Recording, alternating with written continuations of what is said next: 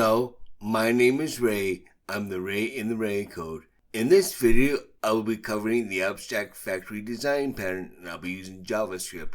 Not Java, but JavaScript. Although I do tutorials in Java and other programming languages, this video will be in JavaScript. Don't leave this video and watch those videos in the meantime. That's another metric that YouTube looks at if you stay. Share this video on your social medias and also go to my social medias and like what you see. Put this video that you watch this on your cover page, on your resume, and everywhere you can publicize this. You can also tell your friends. The best way is spread the word. What is the abstract factory pattern? The abstract factory pattern helps you create groups of related objects without knowing the exact classes that will be used. Think of it like this. Imagine you're building a theme system for an app. It can use a light theme or a dark theme. Each theme has its own button, text box, and checkbox. The abstract factory gives you a factory for each theme that knows how to create all the UI parts that match. Why use it? You want to create families of related objects like matching buttons and inputs. You want to enforce consistency across object groups like themes, components working together. You want to avoid using if. You want to avoid writing if or switch all over your code. Just choose between versions. A real-world analogy. Imagine a furniture factory. You can order a full set of Victorian-style furniture, chair, bed, and sofa, or a full set of modern furniture, chair, bed, and sofa. You don't build the chair yourself. You tell the factory, give me a Victorian chair, give me a modern bed. Each factory has its own factory, and each factory knows how to build its own version of each piece. Summary. Abstract factory. A factory that creates other factories, not objects directly.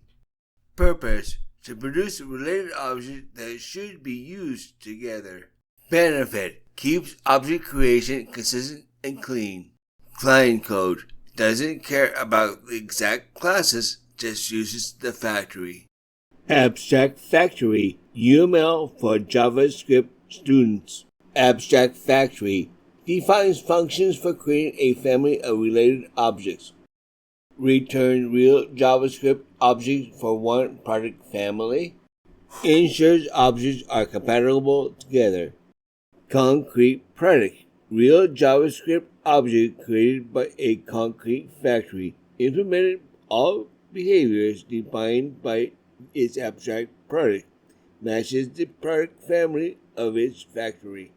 Client. Works only with abstract factory and abstract product types. Never depends on concrete product class directly. Can switch product families by changing factories. Hello, I'm Ray of the Ray Code. In this video, I'll give an example of the abstract factory design pattern, and I'll be using JavaScript. I've chosen to use the same names for the JavaScript classes as those used in the book authored by the Game 4. We start with the creation of the abstract factory class. This abstract class is for declaring the creation of methods for abstract product families. We create a method to create product of types A and a method to create products of type B. We export this abstract factory class for use. Now let's create an abstract product of type A. This will abstract all product A variants. All the methods of product A will be implemented, and we export the class abstract product A for use. Next, we create the abstract product B family. This will be the base class for product families B. This is an abstract method that must be implemented by product B variants. And we create another required abstract method that collaborates with product A.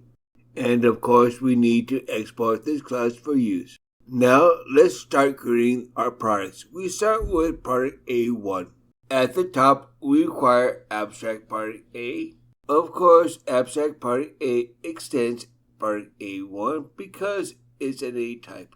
So we have a concrete implementation of abstract party A, namely party A, and we export this class for use in our project. Let's create another abstract part A type. Part A2 will require the abstract part A interface. We extend part A2 with abstract part A. We are required to have a useful function A by the interface, and from that method we will return part A2, the result of part A2.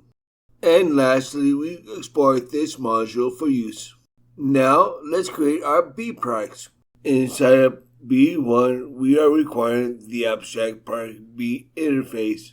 This will be a concrete implementation of abstract product B. And from the useful function B, we will return the string product B1, the result of product B1. As per the interface abstract product B, we need to return the result of another useful function B as we pass a collaborate part object. And at the end, we export this module for use. Next, we create a part B2 type. In part B2, we require the abstract part B interface. So we have part B2 will be a concrete implementation of abstract part B interface. And as a requirement, we have a useful function B from which we will return the string, the result of part B2. Also, we will need another useful function B which we choose to return product B2, collaborating with product A type, in which we call another useful function A method. And we close this module with an export. Now let's create a couple of concrete factories. Concrete factory 1 will produce concrete product A1 objects and concrete product B1 objects. So, Concrete Factory 1 is extended with the Abstract Factory, which is a superclass of the abstract products A and B. So, let's create product A, return product A1 object. And with create product B, we return a product B1 object. And at the end, we export this module for use. Let's create another concrete factory we will call Concrete Factory 2. At the top, we include the abstract factory and the types of products we expect in return. For the factory, we plan to return A2 and B2 products.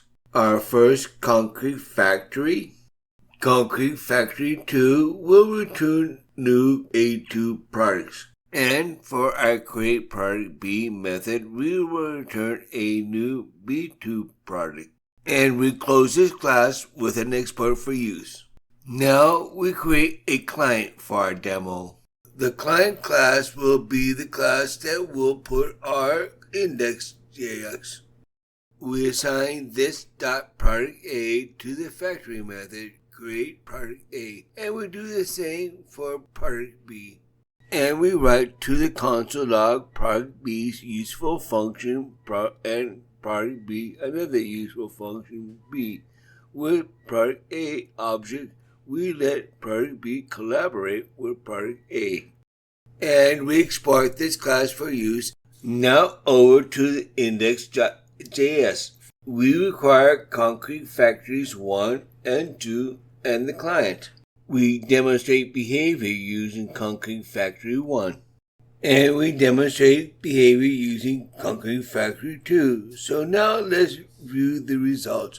We get client testing client code with first factory type. Product B1, the result of product B1. Product B2 collaborating with product A1, the result of product A1. Client testing the same client code with second factory type. Product B2, result of factory B2. Product B2 collaborated with product A2, the result of product A2. My name is Ray, always code with a smile. SWOT analysis of the design pattern abstract factory. S. Strengths. Consistent families ensures related objects work together properly by producing them from the same factory family. Flexible creation makes it easy to swap entire sets of products without changing the code that uses them. Organized code encourages structured modular thinking that keeps complex projects clear and easy to maintain. W. Weaknesses. Many classes can overwhelm beginners because you need multiple factory and product classes for even simple examples. Hard setup. Initial code looks bulky and abstract, which can confuse students expecting faster, visible results. Abstract thinking requires comfort with interface and polymorphism, which can feel too advanced for new coders. O. Opportunity. Cross-platform skills. Perfect to demonstrate how apps adapt to web, mobile, or game environments with matching object families. Design practice. Build strong understanding of abstraction and architecture, core ideas for future software engineering success. Team projects help students learn how large teams share consistent code structure across multiple modules. T. Threats. Over-engineering. Risk of using factories where simple constructors would do, wasting time and clarity. Learning fatigue. Too many abstract layers can frustrate beginners and discourage deep exploration of design patterns. Integration conflicts. Mixing with other creational patterns like builder or prototype can cause confusion about which to use when. Well, that was my video. Please give this video a like. I worked hard to create it. Leave a comment and find me on all my social media platforms. But most of all, tell a friend the Ray Code is awesome.